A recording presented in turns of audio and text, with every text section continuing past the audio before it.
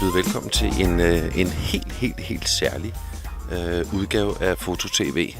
Det kan vi jo kalde Foto-TV News. Jeg vil gerne lige fortælle jer lidt om, hvad der er foregået her på det seneste, fordi I er blevet pint og plaget med City 2-look, videoer og billeder og informationer og alt muligt. Og hvorfor har jeg nu valgt at gøre det? Jamen det er helt simpelt. Jeg har de sidste 2 måneder stort set fuld tid arbejdet som fotograf, planlægger og alt muligt kontaktperson for hele City 2-look-konkurrencen. Og jeg har ikke haft tid til at lave nogle andre ting, så derfor har jeg selvfølgelig fortalt om det, jeg har gået og lavet. Men tro mig, der er en masse udsendelser undervejs. Der er nogle i post-production, der er nogle i pre-production. Der ligger en masse idéer og cykler rundt.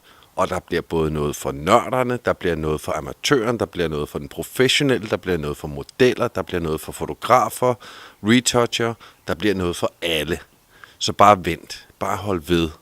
Og hvis du ikke allerede har subscribet til vores YouTube-kanal, så gør det. Adressen den står hernede på skærmen.